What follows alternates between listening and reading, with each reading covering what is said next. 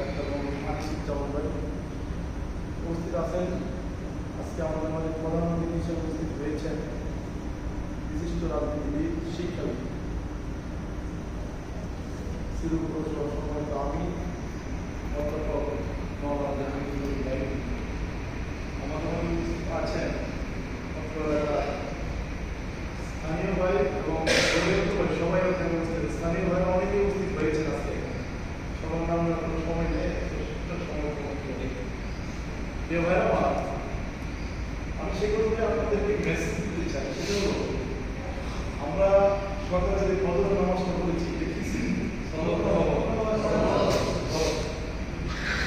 ফরজ কোনদিন বাদ দেওয়া যায় এরকম আলাদা কোনো বিধান রেখেছে না, সব ফরজের মাত্র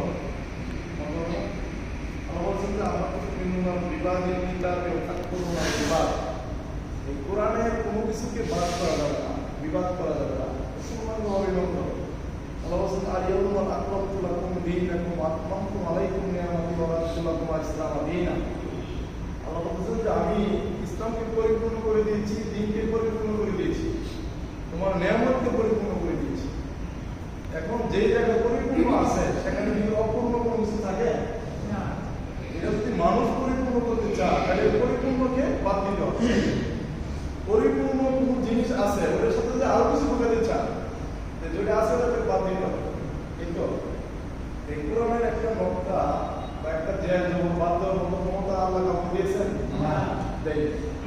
সেক্ষেত্রে নামাজ যেরকম ফরজ আমরা মনে করি, রোজা যেরকম ফরজ মনে করি, হজ যেরকম ফরজ মনে করি, এই কোরআনের বিধানগুলো যেরকম ফরজ নাকি? এ ভাই আমার, আমরা যারা ইসলামী আন্দোলনের দাওয়াত পেয়েছি,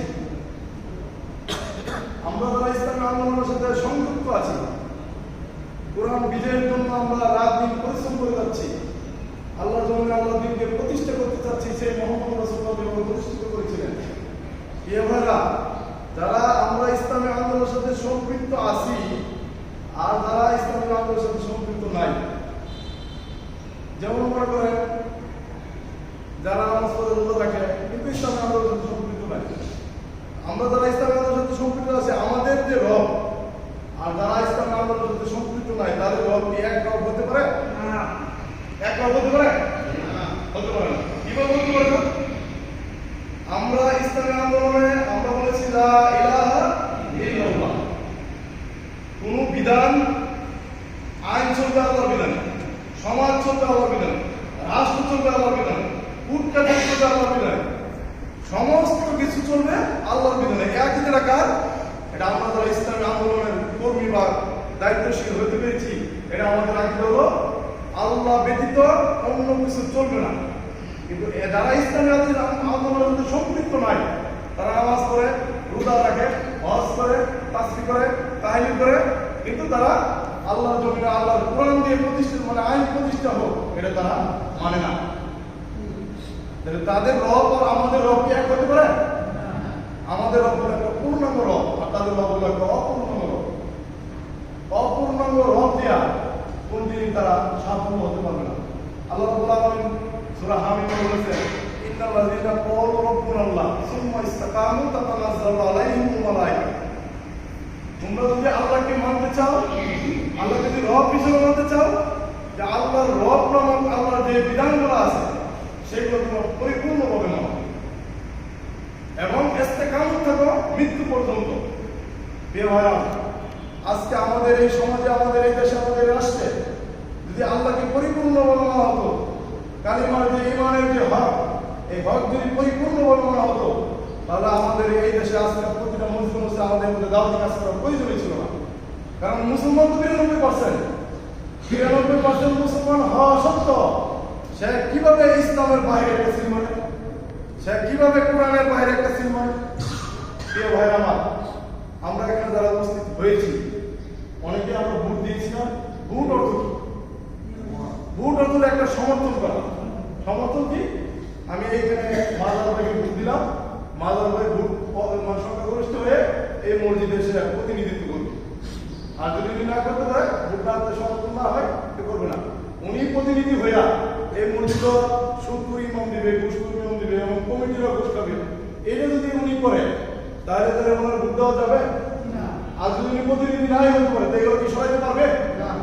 উনি যদি এই মসজিদের প্রতিনিধি না হতে পারে তাহলে সুদপুর ঘুষপুর যারা আছে এই সমাজে তাদের কি বাদ দিতে পারবে বা তাদের বিরুদ্ধে অ্যাকশন নিতে পারবে এখন আপনারা যে সুদপুর ঘুষপুরের বিরুদ্ধে আপনারা রায়টা দিয়ে দিলেন তাহলে আপনারা যে এটা কি ইসলামের বাইরের কাজ না কোরআনের বাইরের কাজ না প্রিয় ভাই আমার আমি আপনাদেরকে বলতে চাই যারা ইসলামী দলকে ভালোবাসে না ইসলামী দল যারা করে না আওয়ামী লীগ কি কোনোদিন বলেছে যে আমরা ইসলামী দল না। বলেছে বিএনপি বলেছে যে আমরা ইসলামী দল এরশাদ কি বলেছে যে আমরা ইসলামী দল এইগুলা জাসদ বাসদ যারা দল আছে তারা কি বলেছে যে আমরা ইসলামী দল আর যদি তারা স্বীকার করে তারা এটা ভাইরাল করার জন্য বলেছে যদি তারা বলে থাকে যে আমরা 70 টাকা 80 টাকা নফল নামাজ পড়ি তার জন্য নামাজ পড়ি এই কথাগুলো কি সত্য এর হলো মানুষের কাছে ইসলামকে বিক্রি করার জন্য তারা ভাইরাল করার জন্য এইসব কথাগুলো বলে প্রিয় ভাই আমার আমি যে কথাটা বলতে চাই ইসলামী দল ছাড়া অন্য কোন দল মত পথে যদি আপনারা থাকেন বা বিগত বছর ছিলেন আপনাদের জাহান্নামে আপনাদের স্থান হবে এই কথাটা কি আমার বললাম না আল্লাহ এই কথাটা কি বললাম না আল্লাহ আল্লাহ বলেছেন সূরা আল ইমরান আয়াত নম্বর 83 আল্লাহ বলেছেন যে ওমান না আল্লাহ রাব্বুল আলামিন বলেছেন ওমাই ইয়াবতাগি গায়রাল ইসলাম দীনান ফামাই উকবাল মিনহু ওয়া হুয়া আখিরাতি মিনাল খাসিরিন আল্লাহ বলেছেন যে ইসলাম ব্যতীত আখিরাতে ওমাই ইয়াবতাগি গায়রাল ইসলাম দীনান ফামাই উকবাল মিনহু ওয়া হুয়া আখিরাতি মিনাল খাসিরিন কাল কিয়ামতের দিন আখিরাতের দিন ইসলাম ব্যতীত অন্য কোন দল অন্য কোন পথ অন্য কোন গাছ যা কিছু আপনারা ভালোবাসে থাকেন সমস্ত হলো আল্লাহর কাছে গ্রহণীয় নয়